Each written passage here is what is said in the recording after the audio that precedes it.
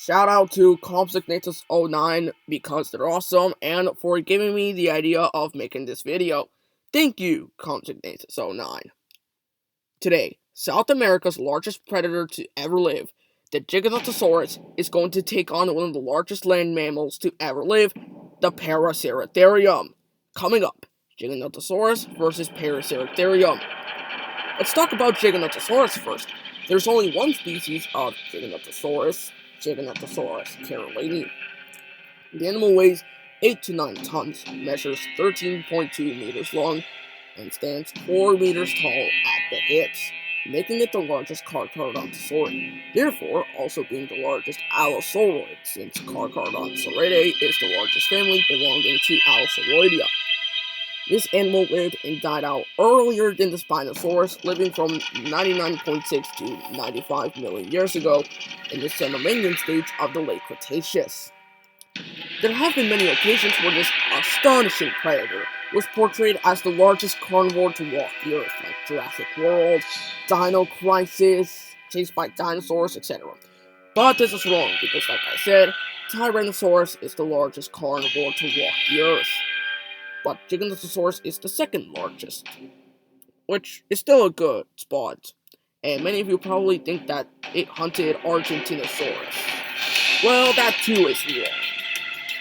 This is because both animals lived in different formations. Instead, the Giganotosaurus relative, the Maplesaurus, was the one that hunted down the Argentinosaurus. Giganotosaurus instead hunted down Ankylosaurus. Now let's talk about Paraceratherium. The species we will be having for this battle is the most well-known and largest, Paraceratherium translarica. It weighed 15 to 20 tons, measured 8 meters long, and stood up 5.1 meters tall. This animal belongs in the family Paraceratheridae, which is part of the rhinoceratoid family.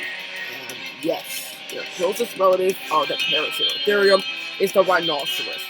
So, no, it's not a prehistoric giraffe. Every time I think of someone calling a Paraceratherium a prehistoric giraffe or something, I just imagine that person in the corner being high and it's like, hey, a prehistoric giraffe. Anyways, the amazing Paraceratherium lived 34 to 23 million years ago in the Oligocene.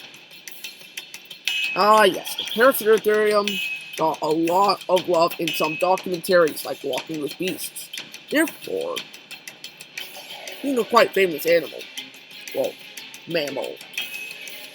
And before, the Paraceratherium was once named the Trichotherium, and it was said to be the largest land mammal to ever live, which is now outdated, or you could say inaccurate, because now the largest land animal in the Cenozoic to ever live is the Paleoloxodon, with a mass of 23 tons.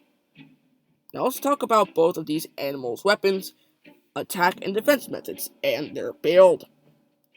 The Giganotosaurus has claws, which are perfect for slashing, but they would have used their heads most of the time.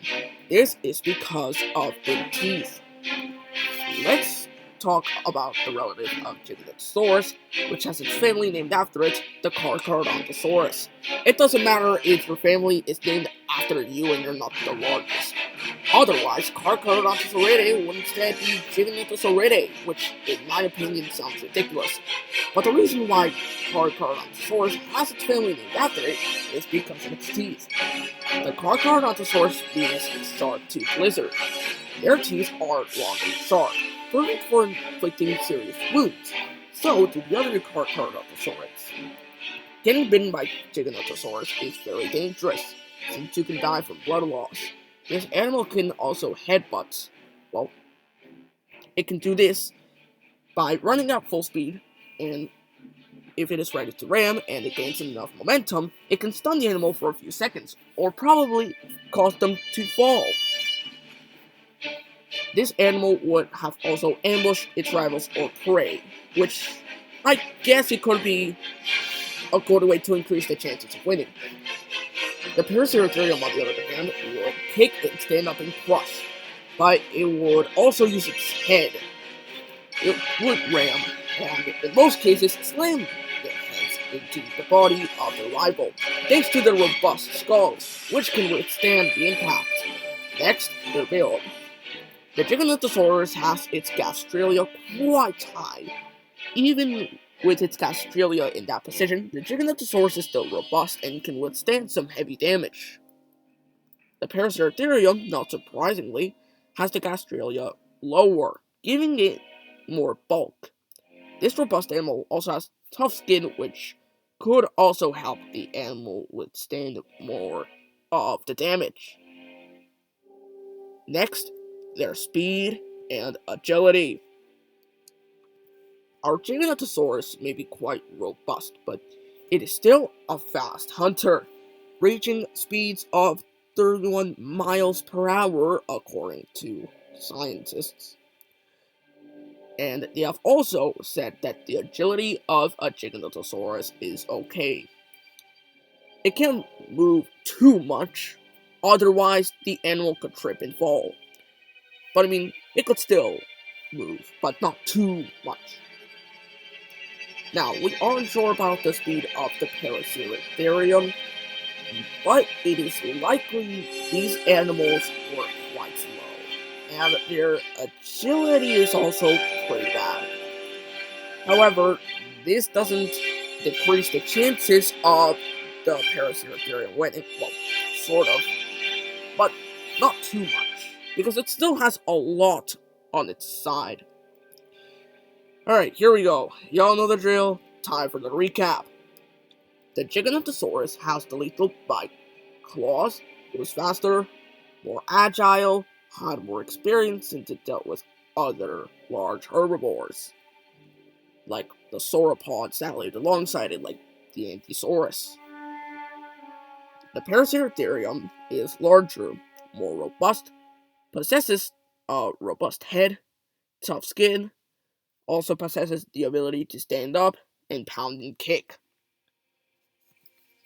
Now that everything is settled, it's time for Giganotosaurus versus Paraceratherium.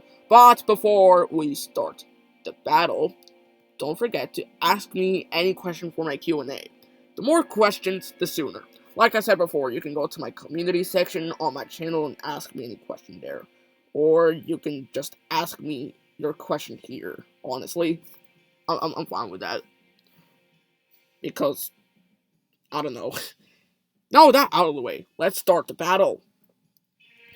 A Paraceratherium hangs around the open, unaware of a nearby Giganotosaurus, ready for ambush. Now, sometimes Giganotosaurus would hunt in, like, loose gangs, but obviously this is a 1v1, so this is a lone Giganotosaurus. Now, the herbivore is looking back, which gives the ability for the Giganotosaurus to move much closer. Well, opportunity. And as it keeps looking back, the Giganotosaurus is able to get closer to the Paraceratherium. When it is close enough, the giant Giganotosaurus charges at full speed, ready to ram the Paraceratherium. However, the Paraceratherium quickly notices the incoming Giganotosaurus, causing the Giganotosaurus to stop. The Paraceratherium then begins to pound the ground in an attempt to intimidate the Giganotosaurus. This fails, and the theropod lunges at the herbivore. The Giganotosaurus charges at the Paraceratherium and tries to sink its teeth into the Paraceratherium. However, it gets hit in the abdomen by the head of the Paraceratherium. But the Giganotosaurus is then able to bite into the neck of the Paraceratherium before letting go because of its teeth, which aren't designed for gripping. The giant Paraceratherium tries to slam its head onto the Giganotosaurus again, but the Giganotosaurus dodges and is able to quickly move behind the Paraceratherium and bites into one of the legs. The Paraceratherium is able to kick the Giganotosaurus, preventing the Giganotosaurus from inflicting more wounds. The Paraceratherium gets the opportunity to quickly turn around, with the Giganotosaurus being stunned for a bit. when the Giganotosaurus is once again back on track, it notices the giant Paraceratherium standing on its hind legs. However, the Giganotosaurus lunges again, but instead gets headbutted by the Paraceratherium, almost causing the giant carnivore to fall down. The Giganotosaurus knows that the hunt has gone wrong, and it is about to run away, but before it does so, the Paraceratherium is already charging at the Giganotosaurus. The Giganotosaurus is able to get away, and with the Giganotosaurus dealt with, the Paraceratherium resumes on what it was doing. In this scenario, the Paraceratherium pulls off a win. I would say 45% and 55% in the Paraceratherium's favor. Wow, that was a nice one to go through. Thanks again, Compsognatus09. Well, that's the end of the video. Thank you all for watching. Don't forget to like and subscribe to Compsognatus09 and I if you enjoyed the video, and ask me any question for my Q&A. And I'll see you on the next one.